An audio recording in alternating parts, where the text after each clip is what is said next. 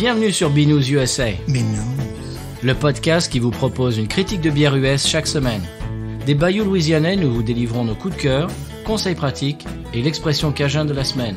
Un podcast à consommer Sans modération.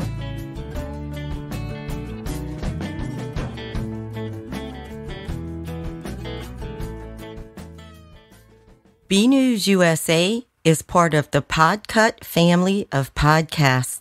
La vie est trop courte pour boire de la bière insipide. Binous USA épisode 210. Moi, c'est Patrice. Moi, c'est Stéphane. Bonjour, monsieur Stéphane. Oui, moi, c'est Stéphane. Comment va-t-il? Moi, c'est Stéphane. Ah bon, pardon. Ah bon, excusez-moi. Oui? Oui, ça va? Oui, écoutez, très bien. Oui, eh bien, monsieur, moi, j'ai une mauvaise nouvelle. Ah. Tout fout le camp. Oui, ça, Tu le savais, ça? On s'en était rendu compte. Oui, tu veux une preuve? Oui. Eh bien, la Fisher, dont on a parlé dans l'épisode de 208, je crois, avec Creepers, Bien sûr. est en train de perdre sa capsule en porcelaine pour être remplacée par une capsule en métal lambda. N'importe quoi. Nul. Appelez-moi le patron. Parce que mon père m'a envoyé, il nous a entendu parler de la Fisher et il m'a envoyé une photo. Si tu veux, il y a une transition en ce moment. Il a une bouteille avec la capsule normale, la capsule en porcelaine depuis le 20e siècle, peut-être même le 19e siècle. Oui. Et avec juste à côté, la même bouteille, mais avec une capsule en métal.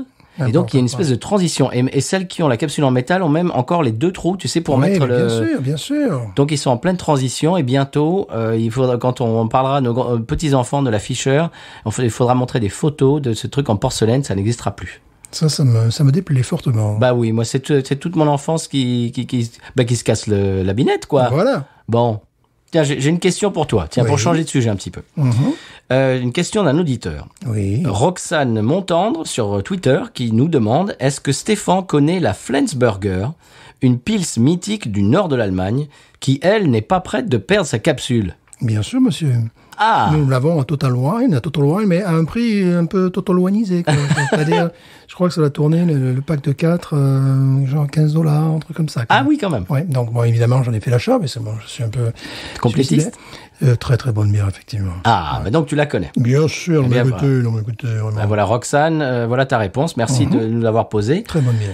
Et d'ailleurs, vous pouvez nous poser vos questions sur Twitter, Facebook, Instagram, également binoususa@gmail.com, bien comme l'a fait Roxane sur Twitter pour nous poser des questions et interagir avec nous. Quand je dis très bonne bière, il faudrait que j'en dise un peu plus. Parce que là, oui, vas-y. Voilà, c'est-à-dire, c'est une bière, une lager très, très traditionnelle, très fraîche dans mon souvenir, avec un petit goût de plante, tu vois, mais vraiment très classique. Vraiment c'est vraiment tout ce qu'on n'aime pas du tout, comment dirais-je, pas du tout le côté qui te saute à la figure, comme la bière que nous allons boire aujourd'hui.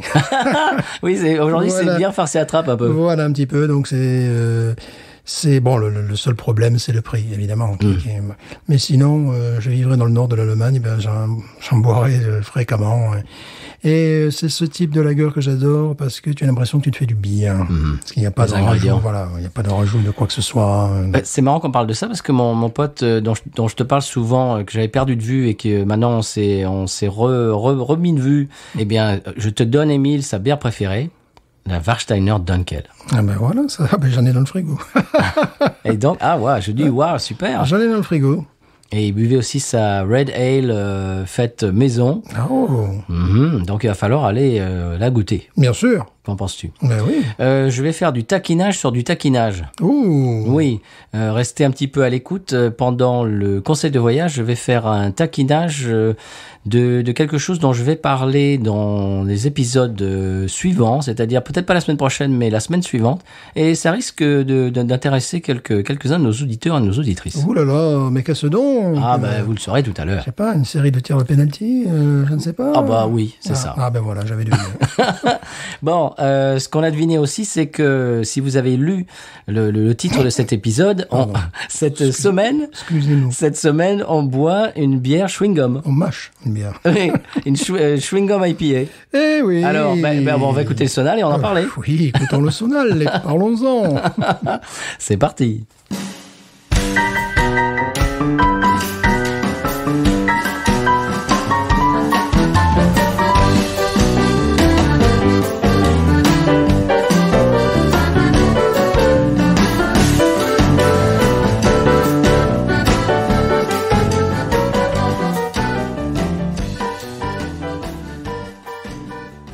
Donc après ce Sona louisianais, une bière qui l'est également. Oui. Une bière farce et attrape un petit peu. Oui, ils sont assez coutumiers du fait. C'est la brasserie que l'on situe souvent entre les brasseries artisanales et les brasseries commerciales, qui a été une des premières brasseries un petit peu hors système de Louisiane. La première, je crois même. Ouais, même la première, tout à fait. À la française, ça fait Habitat. Oui. Voilà, c'est pas la même chose en français. Et Abira, ici en Louisiane, et non pas comme on l'entend parfois sur quelques chroniqueurs qui sont extérieurs à la Louisiane, hein, qui parlent de Habitat ou je ne sais pas trop quoi, des choses un petit peu, voilà. Donc, si vous allez dans un bar que vous demandez I would like an Habitat, on ne comprend pas forcément. Le thé doit être... Voilà, Abira. Ouais. Il faut vraiment que le thé soit mouillé. C'est comme ça qu'on parle ici, et puis voilà. Absolument. Sinon, les gens vont vous regarder dans une drôle de Ils vont dire, where do you come from? Vous allez avoir le where do you come from question. Voilà. Alors, tu nous parles de cette bière Oui, c'est une bière en série limitée. Oh. Ah, voilà. Quel dommage. Voilà, avec des sièges en cuir. Alors, le visuel. Et voilà, les jantes larges, tout ça, quoi, tu vois. En alliage. Et voilà, des phares de recul, en plus, formidable. Alors, c'est une série limitée qui n'est fabriquée, qui n'est disponible à la vente que de mi-juin à mi-septembre. Ouh. Et voilà. Alors, évidemment, le nom de cette bière, c'est Bubblegum Juicy IPA. Oui, et alors le visuel et le nom font référence à Juicy Fruit, le chewing-gum que tout le monde connaît aux États-Unis. Donc, le degré d'alcool est de 7 degrés d'alcool. Ah, quand même. Ah, oui, c'est ça qui est en plus. C'est assez surprenant. L'unité d'amertume ou IBU 30, c'est ce que nous dit c'est ce que nous dit Habitat. Mais quand tu vas sur site de consommation, je crois que c'est Untappd, ils disent 24. Oui, alors il faudrait qu'ils s'entendent. Enfin, je vais plutôt croire Habitat sur le coup. Oui, quand même. 30. Concernant le Love I Bond, mais qu'est-ce que le Love I Bond? Le Love I Bond. Qu'est-ce que c'est? De quoi? C'est cette unité de couleur. Voilà, j'ai marqué color entre. D'accord. Voilà, donc elle est à 5 sur une échelle allant de 0, enfin pas de 0. Ah, tu veux dire la bière elle-même? Voilà, la bière elle-même, allant de 0 à 100, eh bien, elle est à 5, c'est-à-dire une bière qui, on peut s'attendre à ce qu'elle soit pâle et qu'elle soit blonde plutôt au niveau de la couleur. Mais c'est une IPA. Mais attends, ça va être rigolo cette histoire. Alors bon, ils nous disent oui qu'ils ont mis du blé, de l'avoine. Bon, j'attends toujours la description des houblons. Et alors, ce qui est très rigolo, c'est lorsque tu vas sur le site de Habitat, qui normalement est un site professionnel. Oui. Donc, nous sommes en présence, n'est-ce pas, du professionnel de la profession. Voilà. Nous sommes Juicy IPA. Oui. IPA. Oui. Ça, c'est pour Indian Pale Ale. Oui. Et eux, devant la bouteille, ils mettent Lager. Quoi? Voilà, c'est une IPA lager, ça. Non, c'est-à-dire que c'est le gars qui a fait la mise en page qui devrait, je sais pas, il devrait changer de métier. Voilà, il devrait changer de métier. Ou de lunettes. Bon, on est au moins 2 dans le monde à s'en être aperçu. Il y a donc le chroniqueur local Thériault, évidemment. Oui. Qui lui aussi, il a dit, oui, quand on va sur leur site, ils mettent lager, et c'est pourtant une IPA. C'est pas, qu'est-ce qui se passe là? Il écoute pas Binous, ce type-là. Voilà, donc évidemment, ce n'est pas une lager. Mais non. Ça peut pas. Mais non. C'est pas possible. Ben non. Voilà. Un dalmatien, c'est pas une contrebasse, par exemple. Voilà. Non, par exemple. Donc, il ne s'agit pas d'une lager, mais bien plus d'une pale ale. Je dirais que c'est à peu près tout ce que j'ai comme information, parce que bon, ils sont pas très prolixes. Les vidéos, il y en a 2 en ligne. Il y en a une qui est totalement inécoutable parce que le son est pourri. Je sais pas, tu veux dire des chroniqueurs qui la chroniquent. Voilà. Il y en a, ben, on sait pas, on dirait qu'ils crient dans le micro, ou dans une gare. Enfin, donc c'est assez pénible. Il y a des gens qui l'ont dit, oui, le micro, là, c'est pas extraordinaire.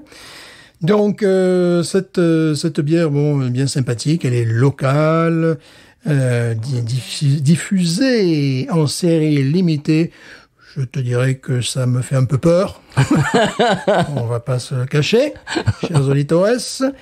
Nous allons mâcher une bière aujourd'hui. Oui. Voilà. Donc là, c'est tout à fait l'opposé de la bière de la lager dont nous parlions en introduction. Voilà. Oui. Voilà. Oui, absolument. Je voulais rajouter que Juicy Fruit, c'est le chewing-gum préféré de Sean Payton.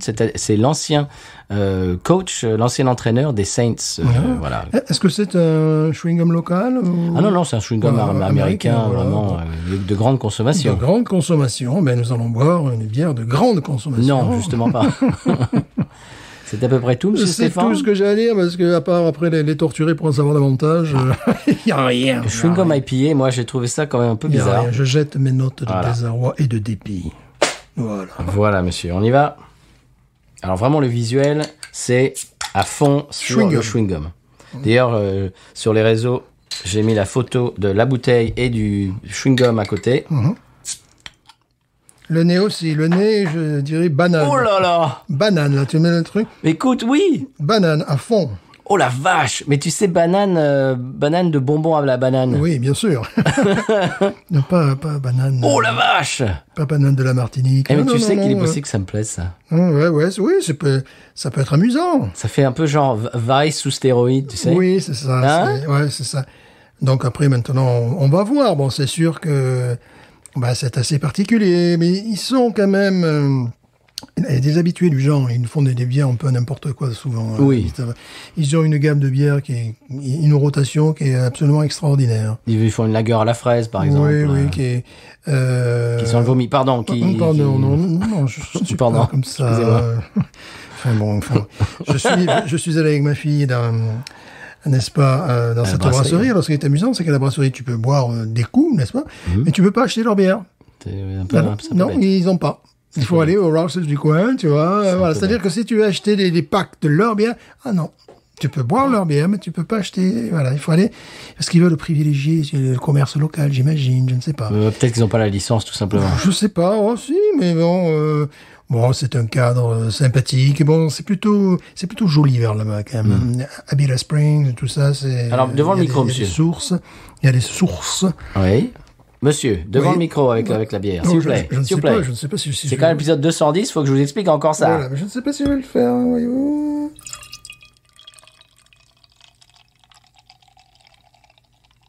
Ah bah voilà, là, c'est bien, monsieur. Bière couleur jus de banane. Il a un nez aussi.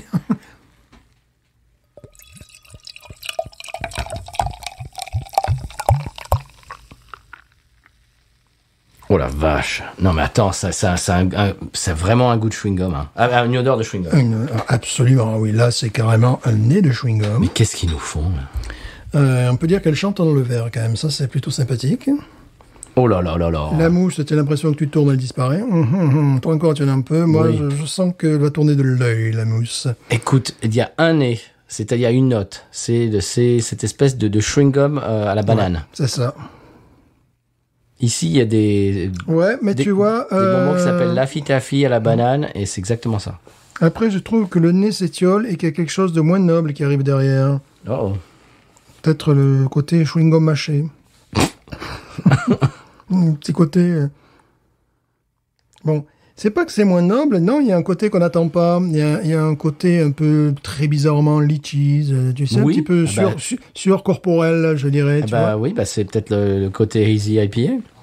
Justement, qu'on n'attend pas. Alors, bon, tant mieux qu'on n'ait pas que le nez, là, je sais pas toi, mais le gros côté banane, c'est un petit peu étiolé, fort heureusement, parce qu'au début, on avait vraiment le nez sur un paquet de bonbons, sur un paquet de chewing-gum. Tu sais, les bananes Haribo, là. Voilà. Et là, il y a quelque chose d'un peu plus, d'un peu plus vivace qui arrive derrière, un peu plus fruité. Mais alors, le mélange des deux, tu te dis, qu'est-ce que c'est les off, il y a un problème? Non, On sent l'alcool aussi. oui, on sent l'alcool également. Bon, la couleur est tout à fait appréciable, effectivement. C'est Easy IPA voilà, ouais. traditionnel. Jus de banane. J'aime beaucoup la couleur, ouais. Oui, c'est joli. J'aime beaucoup la couleur. Bon, la mousse, moi, elle est partie. La tienne aussi. Pratiquement. Moi, j'ai soif. Le nez est assez perturbant, évidemment. Ça fait banane sucrée. Puis on a pu sentir quelque chose de plus animal derrière, qu'on n'attendait pas avec ce type de bière. Bon, c'est une bière gadget, on va pas se... Oui. Ça va Il y a un côté plastique, cellophane. Bertrand. Hein, Il y a un côté plastique Bertrand. Je trouve pas qu'il y a un côté cellophane, plastique. Bah, il y a un côté chewing-gum, véritablement, ouais. Et donc, le chewing-gum, eh ben, on s'attend pas à quelque chose de naturel, car le chewing-gum ne poussait pas dans la nature. Je tiens à le préciser, n'est-ce pas? Oui, c'est très bizarre, hein. Qu'est-ce qui Oui. est cette odeur, un petit peu de litchis, tout à fait en fond, Ouais, ça fait un peu chewing-gum mâché, ouais, voilà. Donc, On y va? il va falloir, hein. Il t'en reste 4 après celle-là. C'est ce qui m'effraie. C'est ce qui m'effraie, tu vois. Ici, c'est un petit peu ça le problème, on en parle souvent. Voilà, là, en ce moment, tu vois, j'ai un pack de 4 bières. J'en ai bu une et j'ai l'impression que je vais les garder jusqu'à l'an 2045. Bon, ça se trouve, je te délester. Ma première expérience a été assez, comment dirais-je, décevante.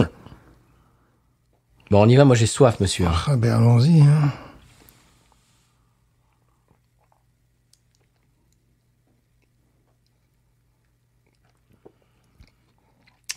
Une acidité. Ah oui. C'est spécial. C'est unique. Ah oui. Je déteste pas.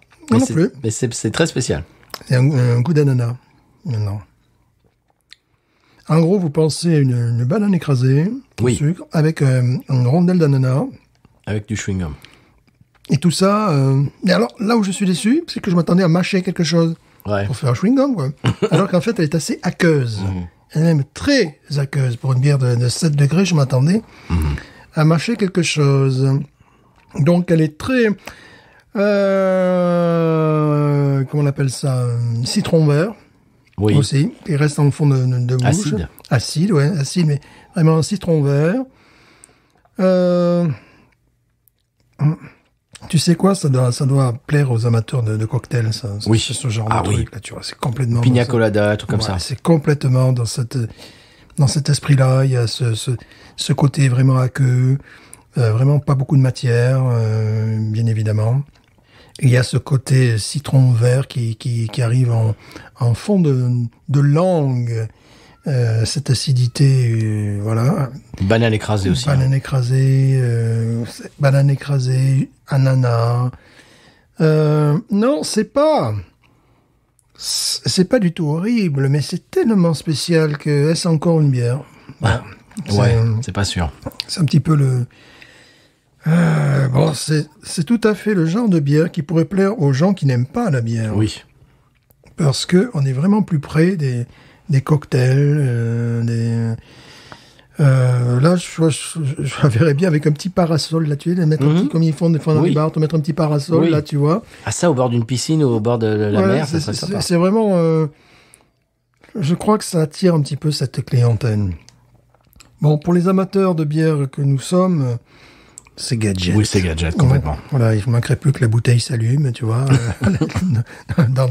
dans la nuit, tu vois. Le problème, c'est qu'elle fait 7 degrés. Quoi. Et le problème, c'est qu'elle fait 7 degrés, et là, c'est un peu inutile.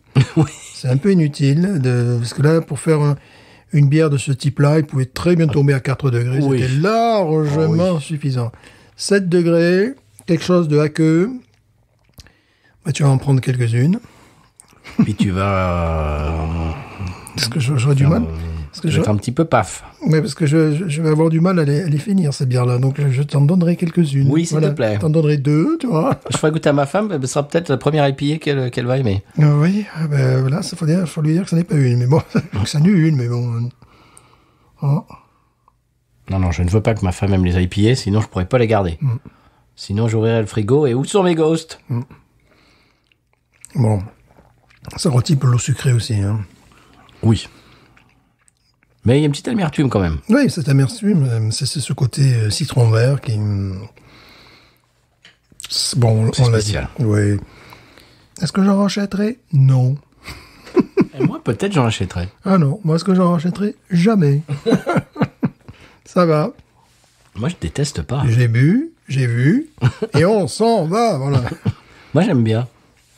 Moi, c'est... Il faudrait qu'il tombe ça à 5 degrés au moins. Ouais, c'est ridicule, 7 degrés. Mais ça fait vraiment un cocktail, quoi. Je sais pas combien pour les cocktails, ça tape dans les degrés souvent, non? Ah oui. Il y en a qui sont sans alcool, mais il y en a qui sont avec alcool. Bon, c'est vraiment ce type de clientèle qui est ciblée. Si vous ne l'avez pas en Europe, eh bien, vous ne perdez rien. Ah non, ça, ils auront pas. Non, mais vous ne perdez rien. Non. Non, vous ne perdez rien.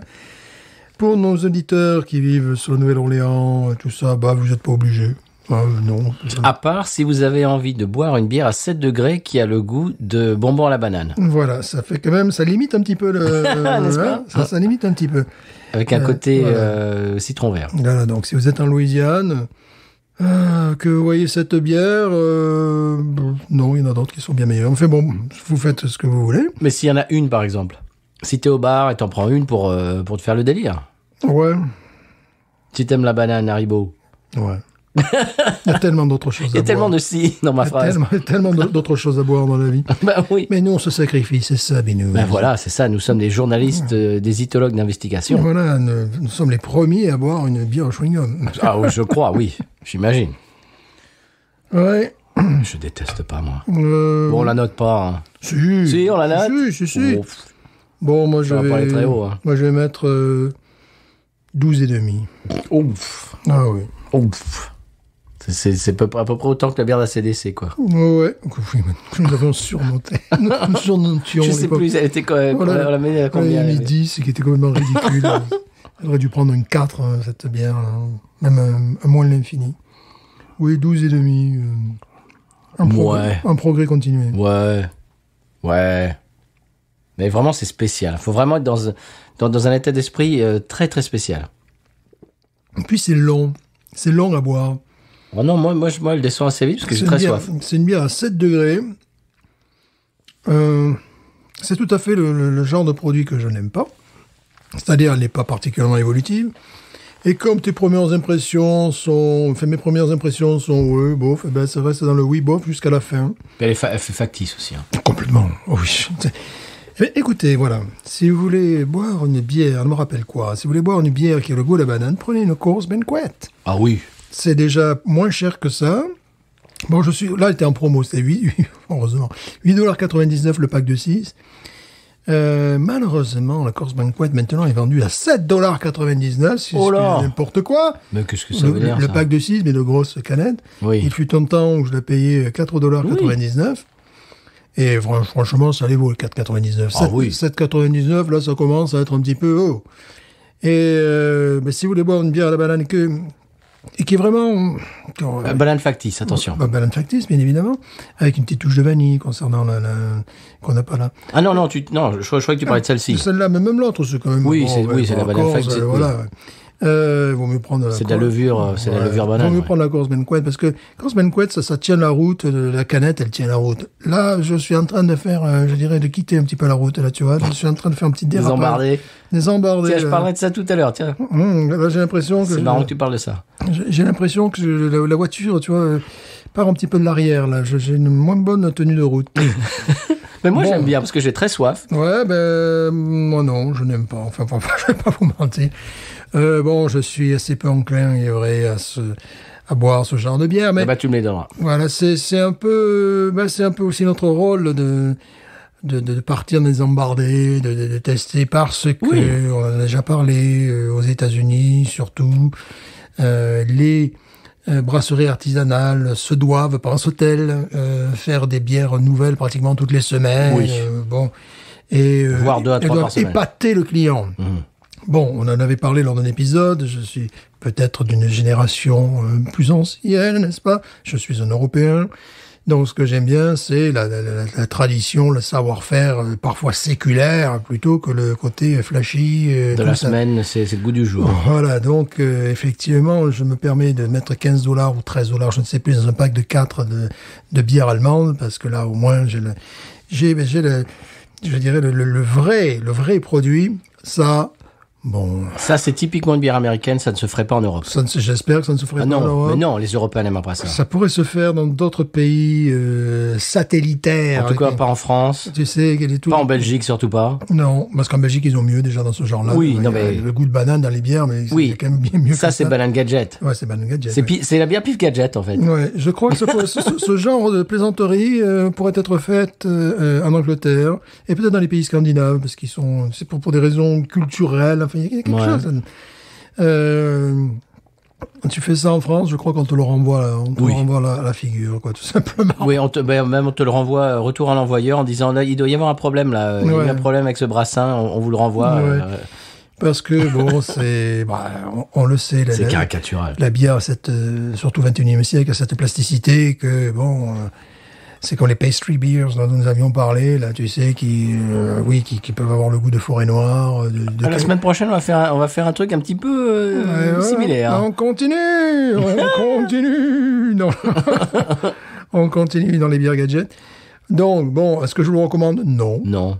Moi non plus, mais je vais te shipper les 4 qui te restent. Ouais. Vous êtes dans un bar où non, il y a plein d'autres choses à boire. Vous êtes chez quelqu'un, vous voulez pas être méchant? Ben oui, là, vous êtes obligé. Vous faites un podcast? Oui. Oui, ben voilà. C'est à peu près tout. Et voilà. Bon, alors, la mousse. Finalement, la mousse a un petit peu tenu. J'ai une espèce de demi-doigt de mousse. Je m'attendais à ce qu'elle disparaisse totalement. Bon, ça, c'est plutôt positif. Oui. Elle est très agréable à regarder. Hein. Ça, c'est ça. Bon, elle est plus agréable à regarder qu'une course banquet, évidemment, n'est-ce pas? Mais, bon... Allez. Je la déteste pas, moi. Ouais, moi j'en parle, là, je la fais tourner, j'ai du mal à plonger, tu vois, je suis dans un... Mais on a l'impression de manger un bonbon, quoi, c'est ça. Oui. Puis bon, évidemment, j'ai un palais qui est totalement... Tuvier. Palais Tuvier, que nous saluons. Palais Tuvier. Oui, j'ai un palais qui est assez peu acclimaté à cette artificialité américaine. Ouais. Voilà, c'est-à-dire que quand je suis arrivé... Comme c'est bien dit, monsieur Stéphane. C'est bien dit, n'est-ce pas? Cette bière me rend poète, pas du tout. C'est-à-dire, en arrivant aux États-Unis, je ne me suis pas précipité sur tous les bonbons de la planète. Je sais qu'il y a des gens qui font ça. Hein. Oui, bien sûr. Ma mère, par exemple, elle serait du genre à aimer, tu vois, à tester les trucs, tout ça. Et moi, non. Tu sais qu'il y a des magasins en France qui importent des bonbons américains. Oui. Et la Nouvelle-Orléans, d'ailleurs, pour les amateurs de bonbons, il y a... ça c'est amusant comme magasin. Un magasin qui fait des bonbons, mais les bonbons qui sont pratiquement plus disponibles aujourd'hui, qui sont des bonbons qui étaient faits dans les années 50, 60, 70. Tu vois, et là, je rentre en territoire totalement inconnu. Tu parles de celui qui est au French Market? Ouais. Je rentre dans un domaine totalement inconnu qu'il nous faut connaître un petit peu, parce que si on veut connaître les saveurs, si on veut connaître les référents culturels des Américains, comprendre pourquoi ils font ce type de produit, pourquoi ils mangent ce type de dessert, par exemple, oui. Mais c'est plus, pour moi, une étude ethnologique que vraiment, tiens, je vais me précipiter. Non, si je vais me précipiter sur un panini qui est fait par le restaurant italien d'à côté, quoi, tu vois. Voilà, ça, je m'y précipiterai. Ou le muffalata. Voilà, ça, je m'y précipite. Qui a été inventé là. Voilà, ben oui, bien sûr. Dans le French Market. Là, je m'y précipite dessus, quoi, rapide. Tandis que là, ce genre de choses, bon, je sais à quoi m'attendre et je n'ai pas l'impression, c'est un petit peu le problème avec les produits artificiels, c'est que j'ai pas l'impression que ça fasse progresser mon palais.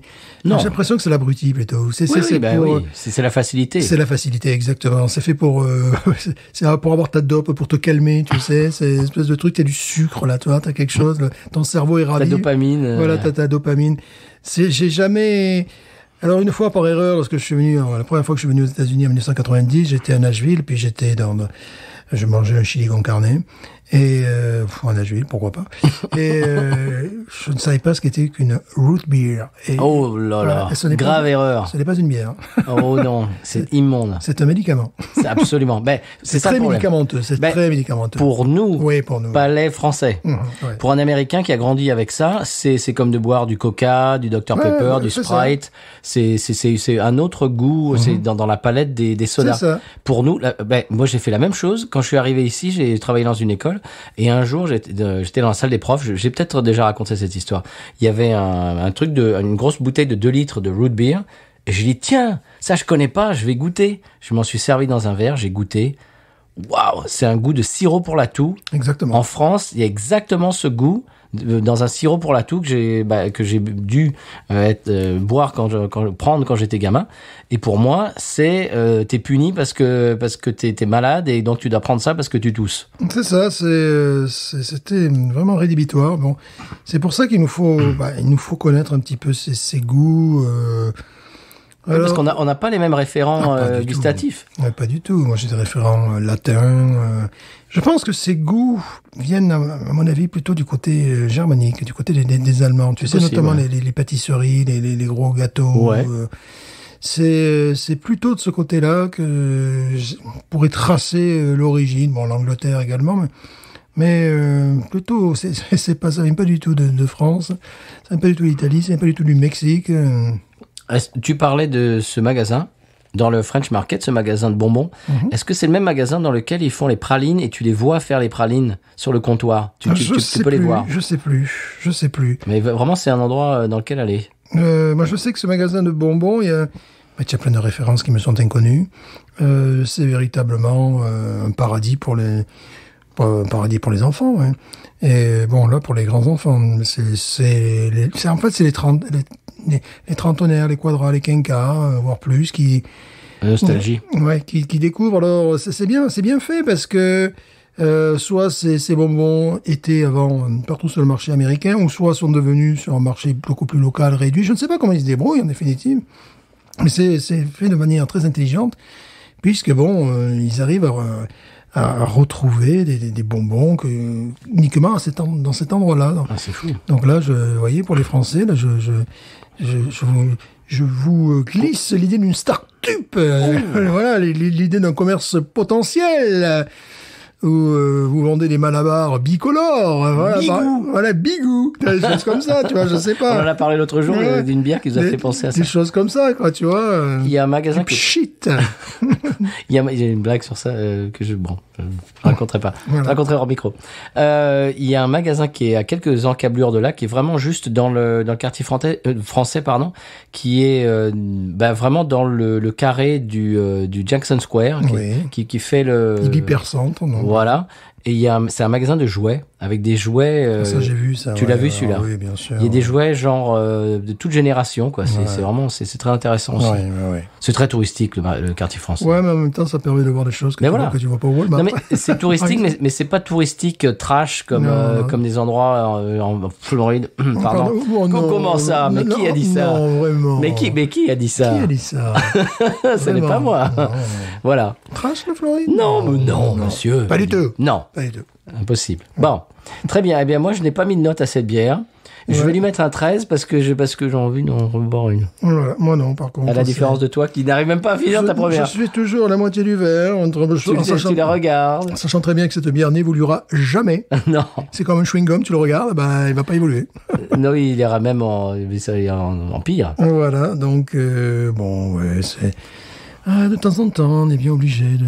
On est obligé. C'est pour vous. On fait ça pour vous, chers auditeurs, auditrices. Voilà. Bon. Donc, si vous habitez en Louisiane, vous êtes vraiment pas obligé. Non, mais vraiment pas obligé. Non. Mais vraiment pas obligé. Mais j'ai quand même envie de dépenser $8,99 en promotion. En promotion? Eh oui, parce qu'elle était en promo quand même. Ah bah oui, non. Parce qu'ils essaient de s'en débarrasser, peut-être. Je le crains. Je le crains. Qui boit ça? Moi. Moi, non, mais bon. Toi, t'arrives même pas à la finir. J'ai du mal, là. Je me suis, là, par exemple, je me suis improvisé gaucher. C'est-à-dire, maintenant, j'ai mis la bière, j'ai mis le verre dans ma main gauche. Ta beauté en touche. Voilà, c'est-à-dire que je passe la main droite à la main gauche. Maintenant, je suis gaucher. Voilà, je vais m'improviser gaucher. Bon, au moins, c'est bien, quoi. Bon. Tu es ambidextre, tu es zytologue ambidextre. Voilà, zytologue ambidextre. Bon, écoutez, on a bien pas beaucoup de débouchés pour les zytologues ambidextres. Pas beaucoup. Il faut bien s'amuser. Hein, voilà. Et voilà, il faut bien que jeunesse s'amuse, comme on dit, chez nous. Elle a quand même, bon. Bon, je vous propose d'écouter le sonal du conseil de voyage. Vite. Envoie tout l'épisode, vas-y. Et qu'on s'en reparle après. Oui, vite. Vite, c'est parti.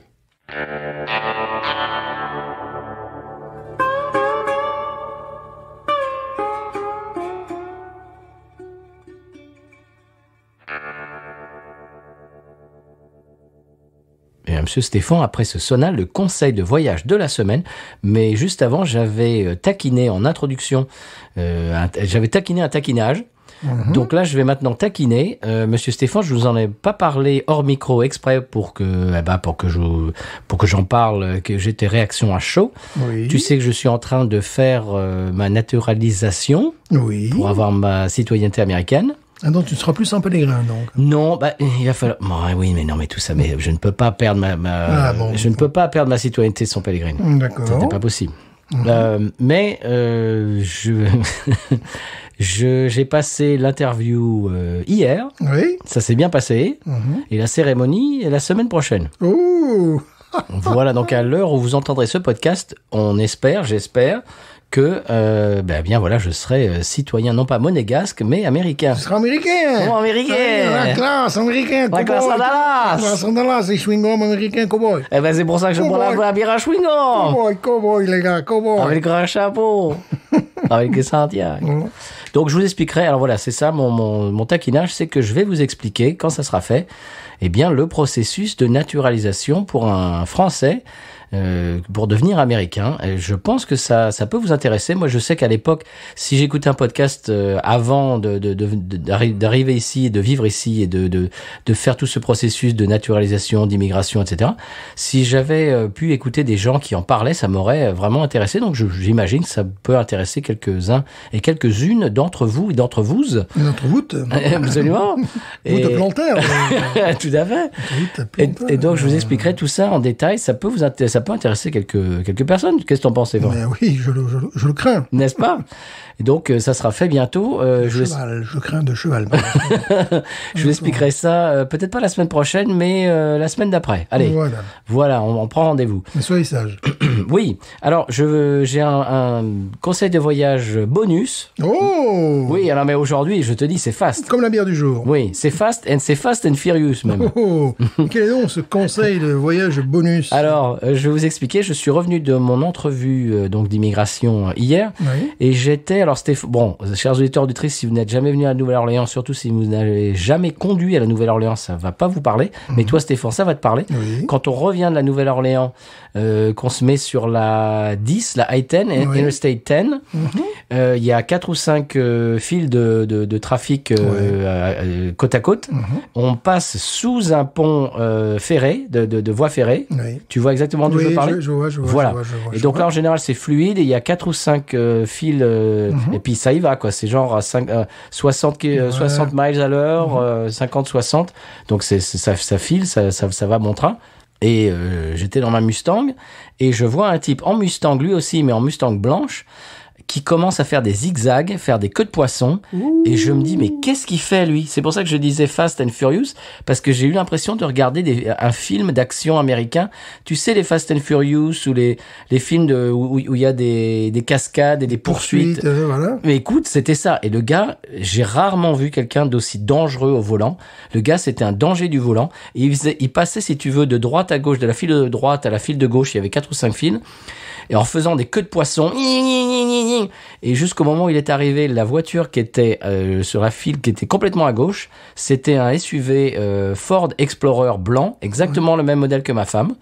Donc tu vois Stéphane? Ouais, je vois, c'est mastoc. Ouais. Voilà, chers auditeurs auditrices, c'est un SUV blanc Ford, assez mastoc, et le gars en Mustang est passé carrément entre le mur et la Ford le SUV, et a fait une queue de poisson. Le type dans le SUV a fait une espèce d'embardée, il a failli complètement faire des tonneaux et tout. Et la tenue de route vraiment de cette voiture l'a sauvé. Je me dis, oh là là, mais c'est pas possible. Et tout d'un coup, dans le SUV blanc, complètement vraiment banal, c'est ma femme a exactement le même véhicule. Tout d'un coup, les lumières bleues qui s'allument. Et là, j'ai réalisé que c'était une voiture banalisée. Oh. Et là, le gars, j'aime autant te dire qu'il il s'est arrêté sur l'accotement avec le flic derrière, ce flic voiture banalisée. Et là, je peux t'assurer qu'il a passé un mauvais quart d'heure, une mauvaise journée, peut-être une mauvaise année aussi. Ouais, mais attends, Donc, faites attention, aux États-Unis, il y a des voitures banalisées qui n'ont l'air de rien et qui sont des officiers de police. Voilà. Et c'est pour ça que mon épouse dit que quand elle voyage par exemple au Texas, elle se rend compte qu'il y a des gens, quand ils arrivent près d'elle, ils ralentissent. Et oui, parce qu'elle a un véhicule qui pourrait être un véhicule. Donc les Ford Explorer SUV, si vous allez sur un moteur de recherche, sur des photos, vous verrez le truc. C'est exactement le même véhicule que les State Troopers ici. Et donc également apparemment des voitures banalisées. Donc faites très attention. Il y a des voitures banalisées aux États-Unis, pardon. Et c'est cette espèce, et les lumières bleues. Il y a 2 niveaux de lumière de gyrophare aux États-Unis. Il y a rouge et bleu, t'es déjà dans la panade. Oui. Mais si c'est que bleu, C'est vraiment... Alors là, c'est l'État de Louisiane et non pas, c'est pas le shérif local, Ouais. c'est l'État de Louisiane et là, c'est bâton rouge, là, t'es vraiment dans la mouise. Mais il n'a pas eu de chance, ce conducteur formidable. Oui, et donc, bon, il a passé une mauvaise journée, j'imagine. Oui. Donc, c'était mon coup de cœur bonus. Non, mon conseil bonus, pardon. Mon conseil de voyage normal. Donc, en ce moment, si vous avez suivi un petit peu notre saga, je suis en plein déménagement, emménagement surtout, maintenant, dans la nouvelle maison. J'ai passé mon été à ça. Hein, dans un nouveau lotissement tout neuf, ce qui est magnifique, hein, c'est très très bien, tout est tout neuf. Le plus pénible, c'est que aucun GPS ne peut le trouver. Et encore plus pénible, c'est que la poste ne te trouve pas non plus. C'est normal, c'est pas leur métier non plus. Il a fallu que j'aille au bureau de poste de Houma 2 fois pour dire oui, on habite là. Si, il y a des gens qui habitent, des humains. Oui. Et alors, ce qui est rigolo, c'est que je vous passe les détails, mais j'en suis arrivé au point où j'ai dû appeler au téléphone la poste américaine. Et là, c'est ça mon conseil. C'est pas un conseil, c'est un clin d'œil de voyage plutôt. Ouais. Et bien là, ce qui est assez rigolo. Bien sûr, on m'a mis en attente, hein, bien évidemment. Avant que je parle à un être humain, ça a pris un bon quart d'heure, 20 minutes. Normal. Mais au tout début de mon attente, on m'a demandé, il y a une voix, si tu veux, préenregistrée qui dit, tout d'un coup, si vous pouvez choisir votre musique d'attente. Alors, si vous voulez musique classique, oui, vous dites classique. Si vous voulez de la country, vous dites country. Si vous voulez du hip-hop, vous dites hip-hop. Et si vous voulez de la musique latine, vous dites latine.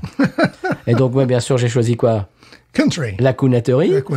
C'est-à-dire que j'avais... c'est instrumental en plus. C'est des trucs qui sont, j'imagine, enregistrés pour eux. Et donc, c'était une suite d'accords assez sympathique. Ce que j'ai fait, c'est que j'ai pris ma guitare, j'ai commencé à buffer avec le truc. Écoute, la musique d'attente, c'était très bien. La femme qui a pris mon appel a été vraiment adorable. Mais vraiment adorable. Elle était très compréhensive. Elle a vraiment écoute, elle a fait en sorte que notre petit souci a été résolu. Et je trouve que je dis bravo USPS, la poste américaine, surtout pour votre musique d'attente. Vous pouvez choisir. Ça t'est déjà arrivé, ça, toi ? Non. Que tu sois en attente et que tu puisses choisir ton style de musique d'attente ? Non, ça m'est jamais arrivé. Ça, c'est quand même extraordinaire. Ça m'est jamais arrivé. Ça, c'est beau, ça. Bravo, USPS. Bravo. Et qu'attend la poste française ? Ah, hein, n'est-ce pas ? Vous avez le choix entre Pascal Obispo. Biscotte. Pascal Obistro. Pascal Obistro. Du hard rock. De la variété années 80. En général, c'est... Mozart le retour. Non, ça c'est Vivaldi, monsieur. Mais évidemment, Vivaldi aussi. Vivaldi, c'est pour les italianisants, uniquement. C'est pour les latins. Voilà. Bon. Voilà, c'était mon coup de cœur de voyage, mon clin d'œil de la semaine. Voilà. On passe au coup de cœur ? Passons au coup de cœur. Allez-y, monsieur. J'ai l'impression que vous devez ramasser vos notes. Je vais me baisser. Alors, peut-être que vous allez balancer votre coup de cœur avant. Ou alors, je peux ramasser vos notes, parce que moi, je parle depuis tout à l'heure. Je vais peut-être... Oui, effectivement. Mais ça, c'est quand on vieillit, n'est-ce pas ? On ne peut plus se baisser, n'est-ce pas ? Mais c'est surtout quand on lance ces notes de dépit en début d'épisode et puis qu'on en a besoin en milieu d'épisode. C'est ça. Donc là, en plus, je ne suis même pas sur la bonne page, mais c'est absolument... N'importe quoi.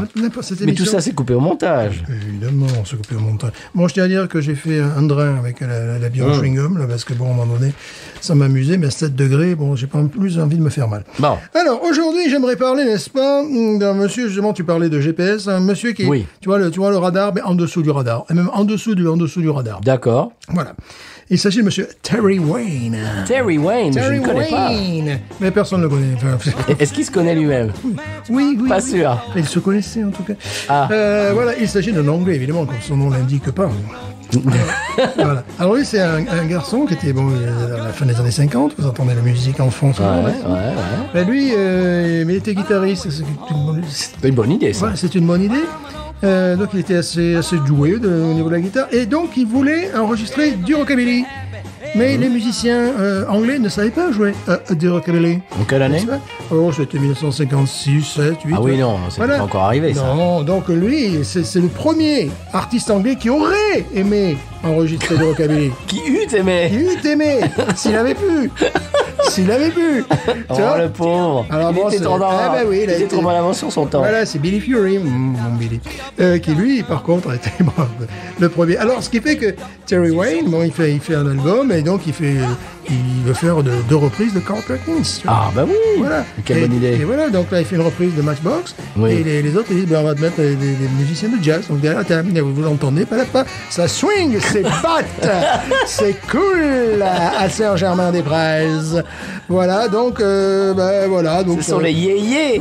Formidable, cette musique américaine. Ça nous vient tout droit des États-Unis d'Amérique. Donc les gars, ils ont flanqué les musiciens Mais qu'est-ce que c'est que cette musique, Johnny? Mais Johnny, moi je suis pas du tout. Donc là, ils lui ont balancé les musiciens qui étaient hors pair, certes, qui disaient, ah, ça swing, c'est bas. Mais qui n'étaient pas du tout dans leur élément, quoi. Pas du tout. Non, mais pas du tout. T'entends ça, tu as l'impression de voir un film. Golf droit. Ouais, voilà, tu as l'impression, tu sais, qu'ils mettent un vinyle, et puis les jeunes filles avec jupe plissée, les garçons, tu sais, avec les sockets. Avec les sockets, on va danser. Bon, pauvre garçon, il n'a pas eu de chance. Non, mais lui, il voulait vraiment, mais tant pis pour lui aussi, quelle idée. Bon, par contre, les petits peu, on entend quelques solos de guitare, c'est lui, mais tout le reste autour, bah non, c'est assez jazzy. Alors, ce qu'il a fait, ce garçon, qui n'a jamais eu de succès en Angleterre, bon, voilà. Ou ailleurs, non plus. Attention. Ah, pardon. Non, il est parti s'installer en Suède, parce que bon, de dépit, j'en sais rien, je ne sais pas pourquoi. Pourquoi pas? Il s'est marié avec une Suédoise, bon, ça peut aider. Puis il s'est remarié avec une Suédoise également. Pourquoi pas? Voilà, puis... Fait ce qu'il veut, mais fait ce qu'il veut. Il fait un album à la fin des années 2000. On voit quelques vidéos de ce Terry Wayne. Mais alors là, tu vois, en dessous du radar, tu meurs, quoi. Tu peux pas faire... Il est en rase-mode, lui. Voilà, en rase-mode. Donc, Terry Wayne restera pour l'anglais qui aurait aimé enregistrer du rockabilly s'il avait pu. Oh, c'est affreux. Tu sais ce qu'il aurait dû faire, lui? Il aurait dû prendre un avion et aller aux États-Unis. Ben oui, On se demande pourquoi il l'a pas fait. Oui, parce que son jeu de guitare était énergique, était tout ce que... Mais non. Et non, ça swing, c'est batte, c'est jeune. Voilà. Tu sais qu'aux États-Unis, dans les studios à Nashville, il y avait des musiciens de jazz qui jouaient, tout simplement Bill Haley et les Comets. Oui. Avant de jouer du rock and roll, ils jouaient du western swing, qui est du jazz modernisé, du jazz sudiste. L'accompagnement qu'on entend, ça rappelle un peu Bill Haley, bien sûr, mais ça fait vraiment ça fait un peu pompier quand tu connais les versions originales de ces morceaux, quand tu connais Bopping the Blues. Mais dans les sessions d'Elvis à Nashville, il y avait beaucoup de musiciens de jazz. Oui, d'ailleurs, mais ça posait un problème, notamment pour Buddy Holly. À Nashville, il ne savait pas enregistrer la batterie. C'est un peu dommage, parce que ça sert un petit peu. Non, parce qu'au Grand Ole Opry, par exemple, c'était interdit d'avoir une batterie. Voilà, il ne savait pas sonoriser et enregistrer une batterie. Donc, bon, heureusement, il est allé à Clovis, Nouveau-Mexique, où là, il a fait des choses extraordinaires. Ah oui, parce que sa première session à Nashville, c'était un flop. Oui, bien sûr. Buddy Holly. Oui, mais il savait pas enregistrer une batterie, il n'avait rien à foutre, les autres.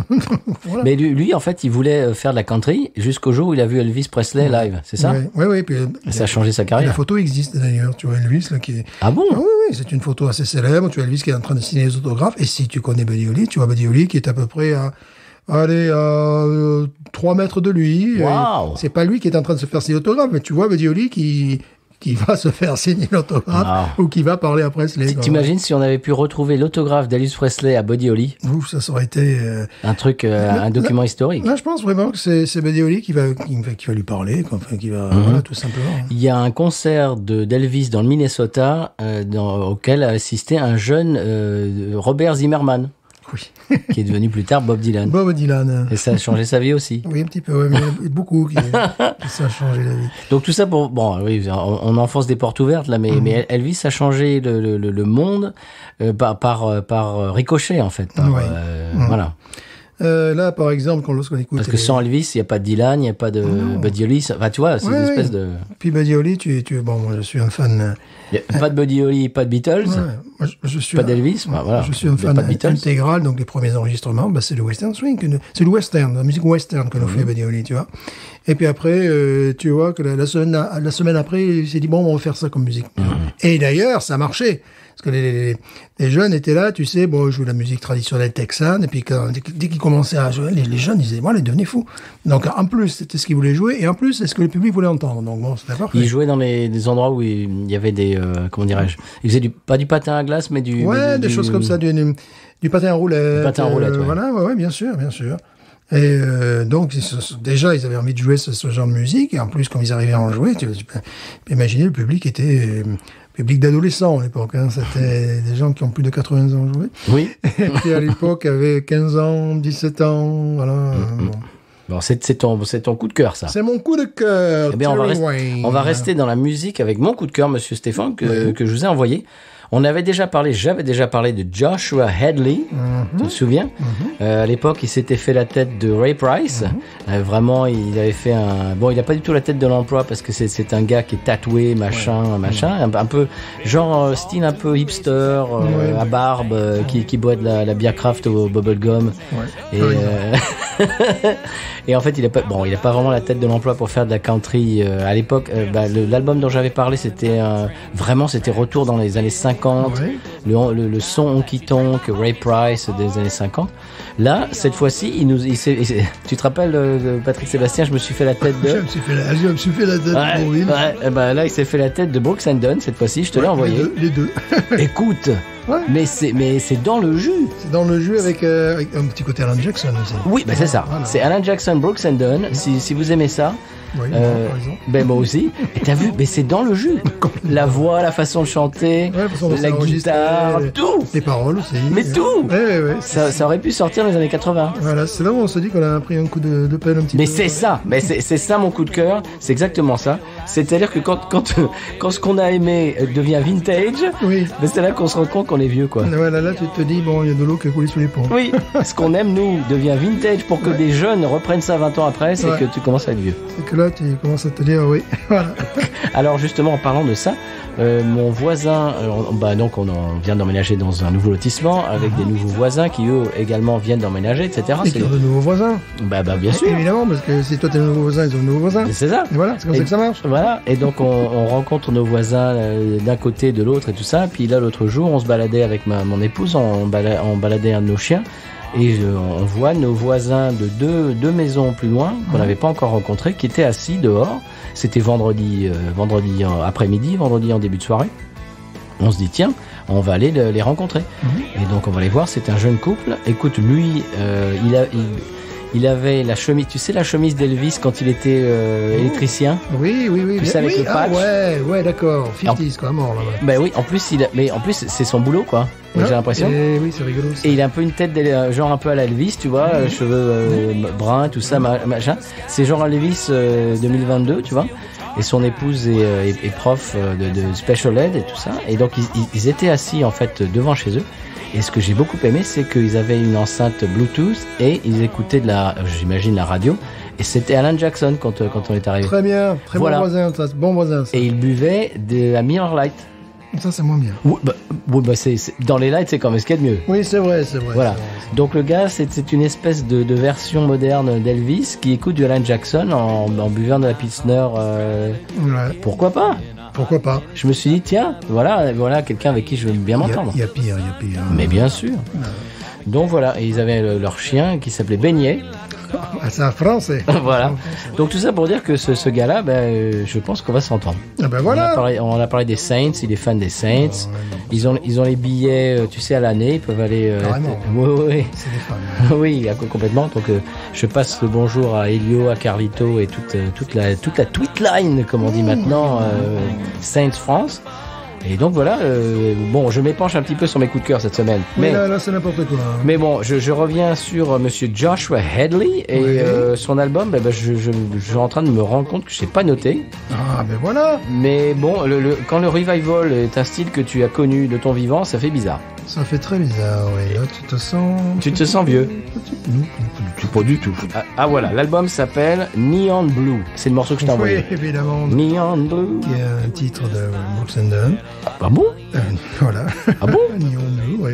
Ah oui, non, c'est Neon Moon. Neon Moon, c'est vrai, voilà, Neon Moon. Voilà. Ah ouais, c'est voilà. Eh ben oui. Oui, c'est pas Neon Blue, c'est Neon Moon, mais ils l'ont fait exprès, voilà. Mais il a fait exprès. Donc allez écouter Joshua Headley, Neon Blue. Un morceau que, en tant que bassiste, je je m'emmerdais vraiment gravement. Moi j'aime bien le jeu.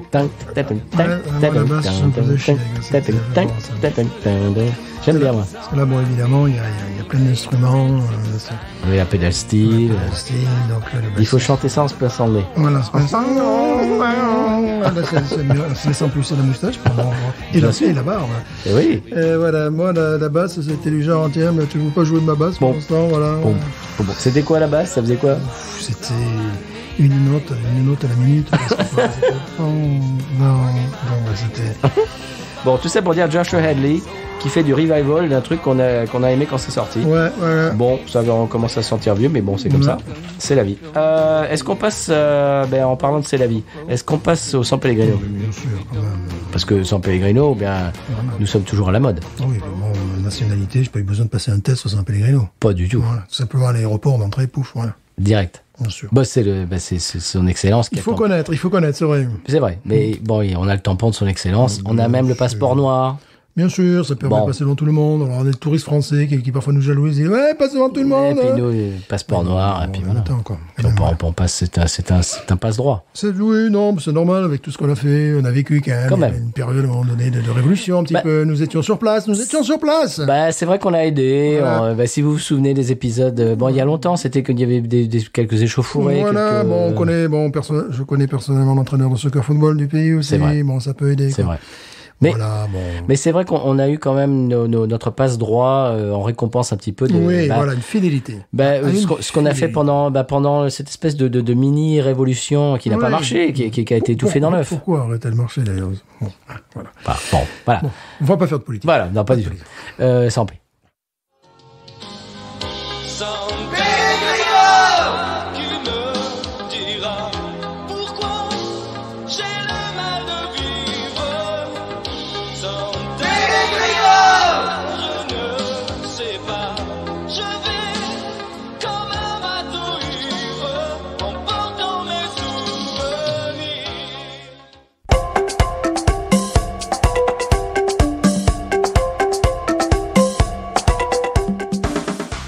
On passe aux nouvelles internationales en commençant par la Bretagne. Alors Gérard, les édiles locales se sont fendus d'une décision dont on ne peut que se féliciter.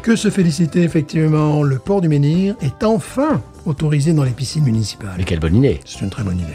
Également, à Grenoble, je crois que ça va vous plaire également, une décision pleine de bon sens qui fera date. Absolument, les pistes cyclables pourront être désormais recyclables. Il suffit que les utilisateurs, les usagers, utilisent la piste cyclable plusieurs fois, de la sorte, elle devient recyclable. Mais quelle bonne idée! C'est une idée qui ne coûte rien en plus aux contribuables, c'est une très bonne idée. C'est-à-dire que les pistes cyclées deviennent recyclées de la sorte, c'est vraiment une très bonne idée. Mais ça tombe sous le sens. Absolument. Canicule, en revanche, des restrictions d'eau sont à prévoir. Oui, alors ces restrictions d'eau affectent bien évidemment les aquarellistes, mais également les aquabonistes qui désormais sont chargés de ne plus mettre de l'eau dans leur vin et de prendre position.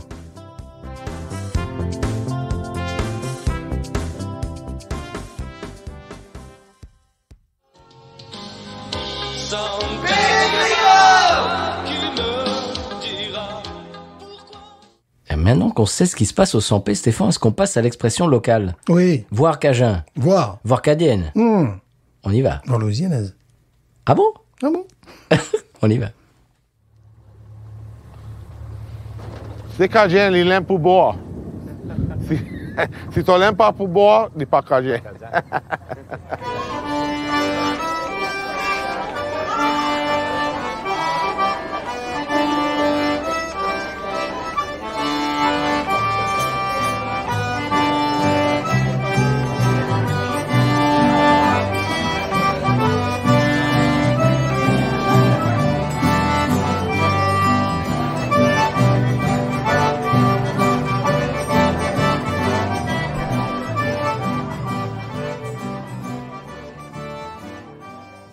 L'expression cajun cette semaine, monsieur Stéphane, c'est un filet de whisky. Qu'est-ce que c'est? Un filet de whisky, c'est un doigt de whisky. Presque. Ah, oui, si, c'est ça. Une larve de whisky. C'est un shot. Un shot. Ah, d'accord. Ouais, c'est un shot de whisky, un filet de whisky. Un filet de whisky. Tiens, au passage, est-ce que tu sais, pourquoi ça s'appelle un shot? Alors, est-ce qu'on en a déjà parlé dans le podcast? Je crois que tu en as déjà parlé, je l'ai su, je ne sais plus. C'est à l'époque du Far West. Ouais. Le prix donc d'un shot de whisky et le prix d'une balle étaient équivalents. Et beaucoup de cow-boys payaient pour leur whisky avec une balle. Eh oui. Des munitions. C'était à peu près le même prix. Et donc, c'est pour ça que maintenant, on appelle ça un shot. Eh oui, bien sûr. Hashtag the more you know. Voilà, et j'avais oublié. Voilà. Mais j'aurais pu Cancre, retrouver. mauvais Mais élève. j'aurais pu retrouver. Je sentais que je l'avais sur le bout de la langue. Tu aurais aussi pu faire semblant de t'en être rappelé. C'est vrai. Hein? C'est vrai. C'est tout à ton honneur. Absolument. En parlant de tout à ton honneur, est-ce qu'on passe à la pub? Oui, il faut y aller là. Allez, passez les bifetons là. Oui. C'est parti.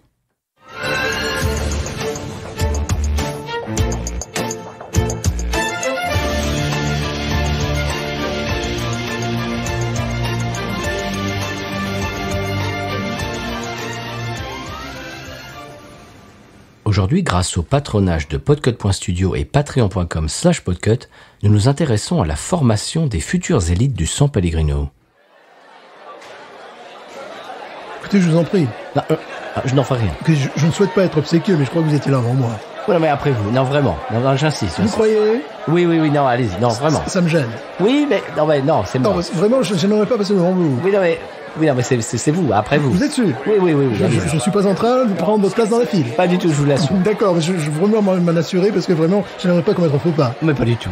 Non, mais vraiment, vous avez mon assurance complète. D'accord. Allez-y, non, je vous en prie. Non, mais je n'en ferai. Non, mais je n'irai pas avant vous. D'accord. Bon, voilà, c'est bien parce que je ne veux pas vous déranger. Merci. Le conditionnement physique fait également partie de la formation. Bon, écoutez, mesdames, messieurs, là, si nous sommes ici, bon, si vous comprenez pas, vous me demandez. Hein. Je suis là pour vous aider, n'hésitez pas, je suis là pour vous aider. Alors, nous allons commencer, si vous le voulez bien. Enfin, je voudrais pas vous imposer. Enfin, vous connaissez les méthodes de notre école. Voilà. Alors, je vous propose comme première activité, d'abord, ça vous permettra de vous connaître, de mieux vous connaître, de connaître également vos collègues. Une séance de sport qu'on appelle le pompé rétracté. Alors, le pompé rétracté, qu'est-ce? Vous me demandez si vous ne savez pas. Hein. Non, vous pouvez me tutoyer d'ailleurs. Je vous le dis franchement. Alors, le pompé rétracté, mais qu'est-ce? Alors, le pompé rétracté, on fait une pompe sur une seule main, s'il vous plaît, sur une seule main. Voilà. Très bien. Alors, ça, c'est formidable. Alors, si vous êtes gaucher, vous pompez sur la droite et vice versa. Si vous êtes droitier, vous pompez sur la gauche. C'est très bien. Vous êtes formidable. C'est vraiment formidable. Merci beaucoup. Je vous en prie. Non, c'est moi. Non, continuez. Et si vous souffrez trop... Excusez-moi, je suis désolé. Je vous en prie. Le SSP, une école poly mais technique.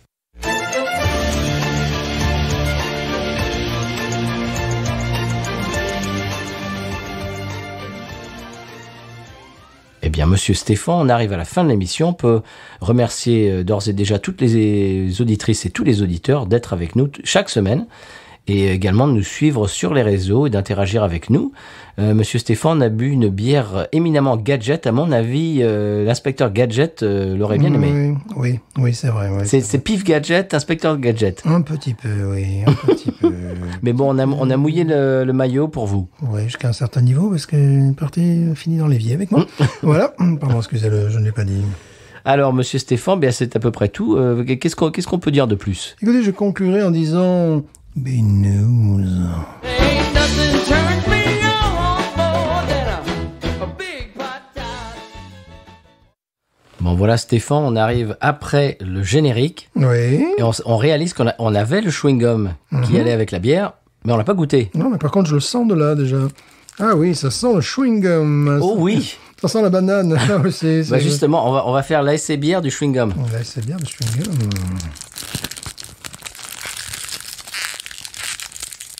On aura tout fait dans cette émission. Mais vraiment. Oh. Écoute le nez. Ah oui, ça sent. On fait dégustation de chewing-gum maintenant. Oh. On s'est recyclé. Mais c'est empaqueté dans un tout petit papier, mais c'est joli. C'est beau. Chewing-gum. On peut dire que Alors, quelle couleur le chewing-gum? le couleur banane, je dirais couleur banane. Oui. Et comment dirais-je? Couleur banane, oui. Le paquet, n'est-ce pas, ressemble... Papier. Oui, il ressemble à Hollywood chewing-gum. Hollywood chewing-gum, d'accord, vous l'avez? Alors, on est banane. Oh là là, 100%. 800% artificiel.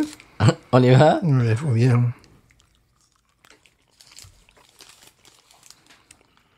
Ah, mais c'est la bière.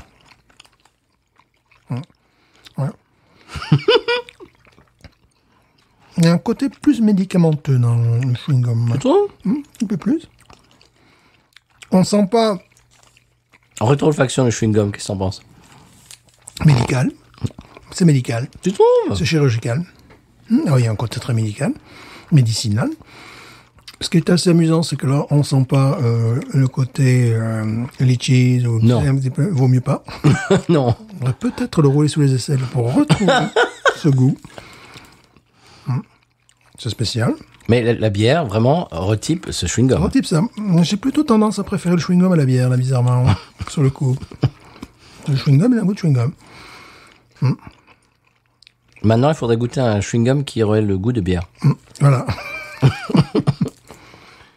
Alors, combien il va avoir pour le chewing-gum? Pour le chewing-gum, plus que pour la bière. Hein. Plus, ça va aller plus haut que la Ça bière? va aller plus haut, ouais. Moi, je mettrais 13, moi. Ah, voilà. Je vais voir la composition. Alors, composition, monsieur. Composition. Quel houblon? Le gras, 0. Sodium, 1 mg. Ah, quand même. Ouais, quand même, c'est rien du tout. Les protéines, 2 grammes. Ah, quand même. Le sucre, 2 grammes. On va dire c'est petit comme truc. Alors, Oui, on quand va dessus, voilà. Calories, 10. Ouais, ça va pas. Hein. Bon, écoutez. Écoute, ça a le même goût que la bière. Ouais, on précise qu'il faut le jeter à la poubelle, merci. Merci, oui. Eh bien voilà, on aura tout fait dans cette émission.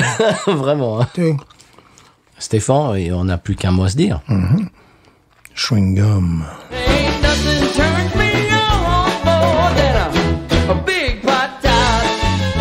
Oh, I like that patat. I like the patats too big. Look at her go, look at her go. I like both the patats. We should watch her, we should watch her, we should watch her.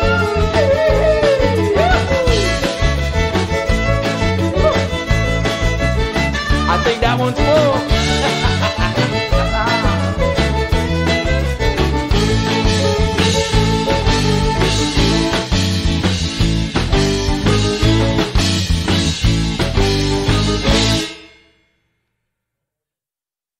Bon, est-ce que... Ah oui, j'ai une question pour toi. Allez, Oui. allez, pour remettre un petit peu... je sais pas, moi, dans un...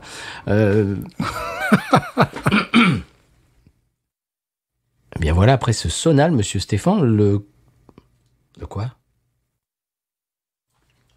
Eh bien maintenant, maintenant qu'on sait ce qui se passe au 100p, est-ce qu'on passe à la pub? Bien sûr. C'est parti. C'est parti. Je reprends. Tu n'as pas dit, non, tu n'as pas dit le truc C'est cadien. parti. Quoi? Tu n'as pas dit le truc cadien parce que tu parlais. C'est pas. Ah oui, merde, pardon. Voilà, je faisais. Oh là, fait chaud. Eh bien, maintenant qu'on sait ce qui se passe au 100p, Stéphane, est-ce qu'on passe à la... Merde! À l'expression cadien. Oui! Eh bien, Stéphane, maintenant qu'on sait ce qui se passe au 100p, est-ce qu'on parse? Putain, c'est pas évident. Putain, mais qu'est-ce qu'on a aujourd'hui? Il fait chaud. Eh bien voilà, monsieur Stéphane, on arrive clopin-clopant, comme j'aime à le dire, à la fin de l'émission. On peut vous remercier toutes et tous d'être à l'écoute, comme je fais chaque semaine. Je reprends. Eh bien, monsieur Stéphane, on peut... Non, on peut rien. Non, on peut plus rien. Rien du tout. Plus rien faire. Rien, c'est fini. Eh bien, monsieur Stéphane, on s'achemine vers la fin de l'émission. On va remercier tous nos auditeurs et toutes nos auditrices. Je reprends.